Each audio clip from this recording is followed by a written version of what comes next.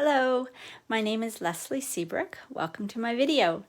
Today I'm using the Artfully Layered Bundle, number 157761 is the item number, in our new January to June Stampin' Up! Mini catalog. It is part of a suite called Artfully Composed, which includes some vellum, designer series paper, and gems, and it's absolutely gorgeous. It's found on page 32 and 33 of that little mini catalog. But today I'm using just the Artfully Layered Bundle, and I'm going to show you how to use a neat technique with some color variation, some layering, so that you can create a bit of depth and dimension on your card. So this is the card that I created right here for the video today. I actually created it for Kylie Bertucci's monthly international highlights gallery. And so I'll put the link for that in the description because there is some awesome inspiration in that gallery. So I'm going to recreate this card today a little bit differently and show you the little tips and tricks. Hi, Serena Lee. But I also wanted to show you this card because this is a real true representation, I think, of the really neat layers that you can create just with the die cut images from this bundle.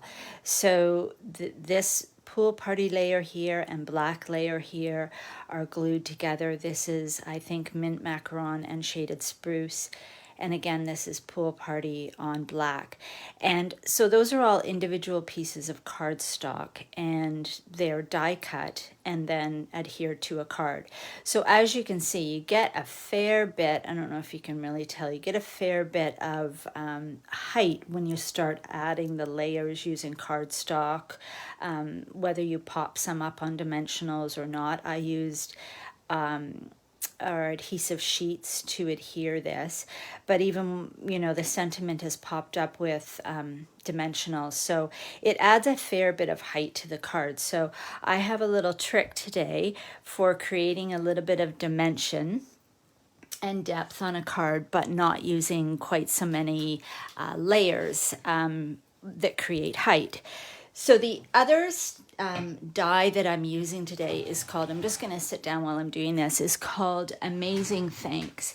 And it's just a die in our catalog. Oh, I forgot to show you the Artfully Layer Bundle. I'll do that in just a minute. Amazing Thanks, sorry, is this really neat little die set that says, thanks, you are amazing. And it's beautiful, it's just a beautiful little image. So I'm going to use it on the card as my sentiment.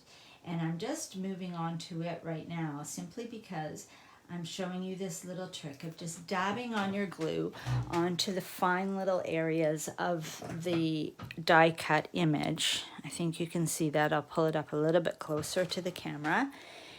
And I'm going to just set this aside for a minute while we talk and let the glue change and become clear and tacky. And then I will attach it to the highlighted die that comes in the pack. And then the glue won't squish out all over. So you can certainly use the adhesive sheets, as I talked about with the Artfully Layered dies. But here's a little trick just with glue. So I'm just going to set that aside for a minute while I show you the bundle. So here's the stamp set right here. If I can pull it in well without too much shine on it. So it has a really neat little background stamp here, beautiful sentiments, and then these lovely images that you can color, and it has coordinating dies. So I'll show you the dies right here. Oops. I'm just going to pull these two off. So this one here coordinates with that stamp image, and then you can cut it out and add a layer with this more detailed die cut. Again, you have an overall cutout that coordinates. Again, I'm just going to slip this back in here so that you can see. Hopefully the height is correct. And I'm not, you know, showing it right in your face. And then you can add a layer of dimension. So you can see how you can really layer and play up this, all these elements within the stamp set and within the dies to create lots of dimension on the card. I'm going to use this die today. It's kind of like a fern leaf or a palm leaf. And then in the card that I made, I used this really cool border die. I think I'm going to leave that off today on the card I'm going to make with you. So I'll just pull this one out because that's the one that we're using. And just for speediness, I did a few things ahead of time just to so I could show you exactly what I wanted to really just show you with this video. The first step, let's see, I'm just checking my notes to see if there's anything else I wanted to tell you. You know what? I think I'll put this thanks together right now before we get started because it has dried fairly quickly. Sorry, my arm's in the way. So as you can see, the color has changed just slightly on that glue. It's become a little bit clear, so it's very tacky, and it's a good time to lay it down on the highlight die cut piece without having your glue spew all over the place, like I said. So it's just a quick little trick, and I just wanted to show it to you, and I thought it best that I do it at the beginning. So there you have it. Just get a neat little bit of dimension just by using two different colors. So on the card that I showed you at the beginning, I used petal pink, and then I layered a piece of gold on top to create that sentiment for that first card. But I'll move right into how I created the depth and dimension just with some color variation and a little bit of layering, just again, as I said, to reduce the amount of bulk on your card. So the first step is to do an embossed layer using white embossed powder. So as you'll see, I've tried to place the images again to create a little bit of depth and dimension. Let me show you this one just coming in here. Can you see when you take a look at this card that this leaf almost looks like it's laying flat, whereas this leaf is angled up? I don't really know how to explain that. I'm just a girl playing around with art supplies, so I don't have any background in art to be able to explain this any more clearly. But I think sometimes the way that you position your images, it creates that sense of dimension as well. So I just placed one here at the bottom and then one across here. Now, my vision with this is that if this was a real image and we had light coming in onto this arrangement of leaves, I'm thinking that the light is coming from this direction. So there would be highlights along the edges of the leaves, and there would be shadows along the left edges of the leaves. So hence, enter our blends.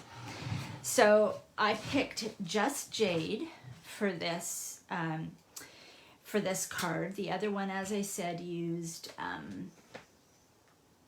think I used Just Jade actually.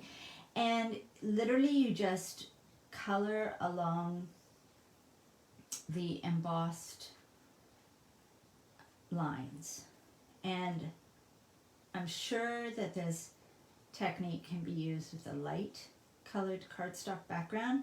I just love it against the black, and it is very quick, right? Because you can just, if I color outside the lines or off the lines in this case, then it's not going to show because it's black paper, right?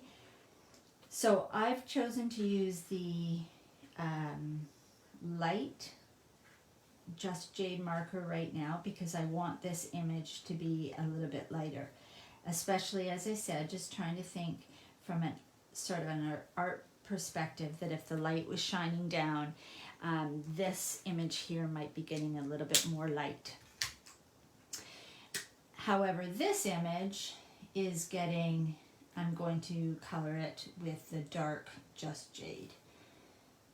And again, just trying to think of perhaps how the light might be coming in and where the highlights would be. So I think it's very random. It's not meant to be perfect. As I said, I'm just a girl playing around with some art supplies. Stampin' Up! Has just so many cool tools to help us create really, really neat cards. You can use the beautiful vellum and designer series paper and quickly get a card pulled together, and then you can also take time to really play and add in like these little artistic bits to your creations, and it's wonderful because Stampin' Up! Gives us all the tools we need. I think that's part of their strategy for getting us hooked. Anyways, as you see, I'm being fairly quick and light with my strokes. Here because these are blends moving over top of an embossed layer, soon as I add more color, it will move again. So let me give you an example. So if you can see down here, I'm just trying to see if I'm in camera well. Right down here, if I start adding a few more strokes of this Just Jade, it really darkens up that little area. It moves the color because it's really just sitting on top of the emboss. It's not soaking in, right? So it's an alcohol-based marker sitting on top of a shiny embossed image. So then the next color I'm going to use is Smoky Slate, and I'm just adding that in where I think there would be a shadow. So again, as I said, and do you see how it sort of starts to pull and move that green? If the light's coming in from this area, I'm going to add it over here. You know what? I think I'm going to add my darker, just because that Smoky Slate is really light. Let's see if I can get a little bit more shading this way. So you can go back and fuss and play with it all you want. I tend to be quick with my designs, and I'm just sort of thinking of how, as I said, the light might hit it. I'm not making it perfect.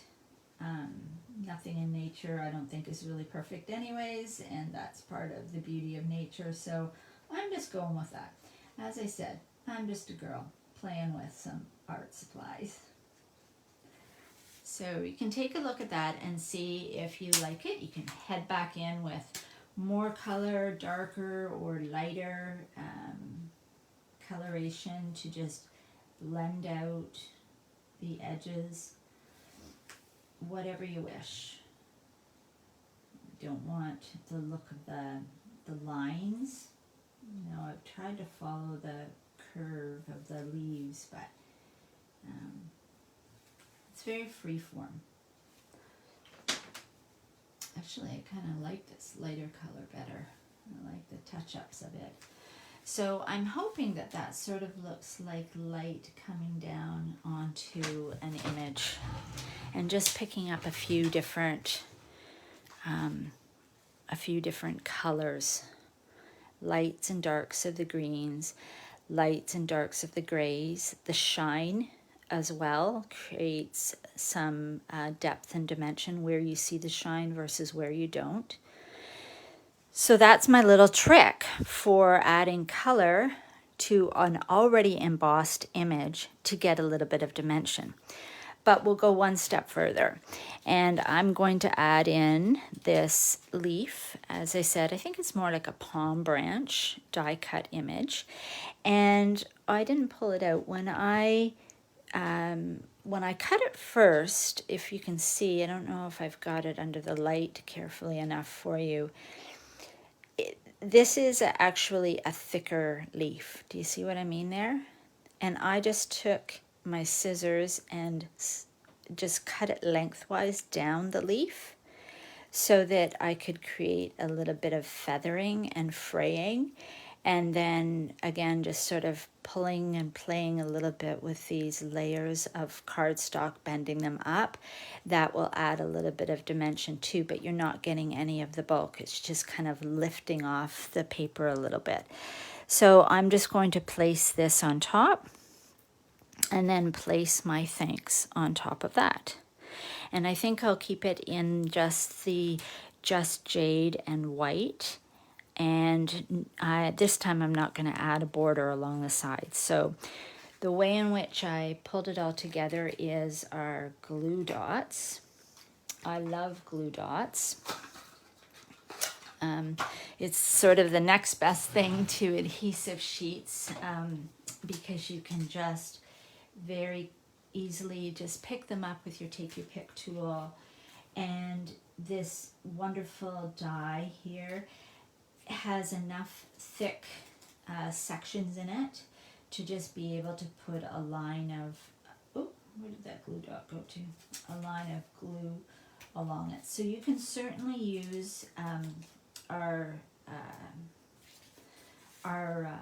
tape or Stampin' Seal. But I love the control of being able to just place these dots of glue wherever I wish. Now when as I said, when I made the first card with the petal pink base and I built up the layers with cardstock, I used the adhesive sheets because I wanted everything to lay flat. I didn't want any image or any of the die cuts to be lifting. I wanted them all to be perfectly flat. Could have used glue too, but there's so many fine little areas within those die cuts that I just thought it was easier to do that, to do the adhesive sheets. So the little trick that I have here is to just lay it down and sort of think about where you'd like the placement to go. You know, stand back, take a little look at it, and then literally just plunk your thanks down because your thanks already has the glue on the back of it. And then flip it over, add a couple more glue dots to the thicker images here.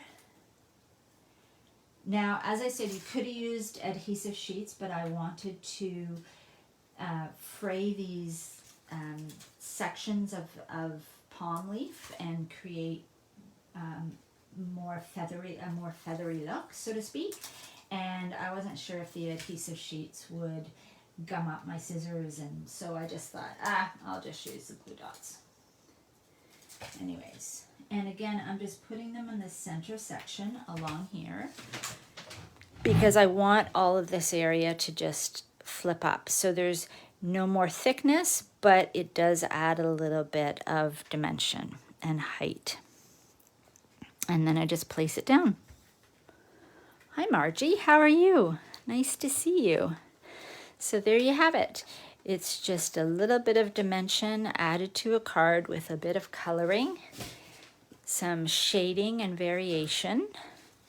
And then I'm just going to adhere this to the card with my trusty liquid, multi-purpose liquid glue. And as I said, I'm not going to even put a layer along the edge on this one. This is just cut a little bit smaller, but I just wanted that all black card. I think this would be really pretty too with some of these other dies on it. This little one here, let me show you. This little one here, it gives a little cut image. I think that would be really cool. Anyways, that's it. So a little bit of height with the feathered palm leaf, a little bit of dimension and depth with the color and the shading. And you know, if you look at it and you think, oh, I need to go back in and fix this, then certainly do that. But try to not be too hard on yourself and want it to be too perfect, because it really does. It's a handmade card. It's your own art. It's not going to be perfect, and even if it is, that wouldn't be good, right? Because it's not a real reflection of the fact that it's a handmade card. And so there's little idiosyncrasies to the card. So there you have it.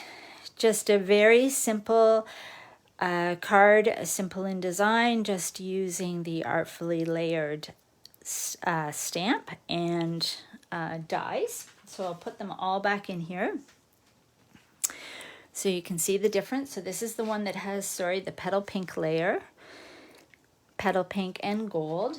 And then this one is the one that I showed you first that is layered with lots of cardstock and really built up. So that's it for today. I hope that I've helped you think about how to create some depth and dimension on a card in a different way. So thanks so much for watching and have a super day. Bye-bye.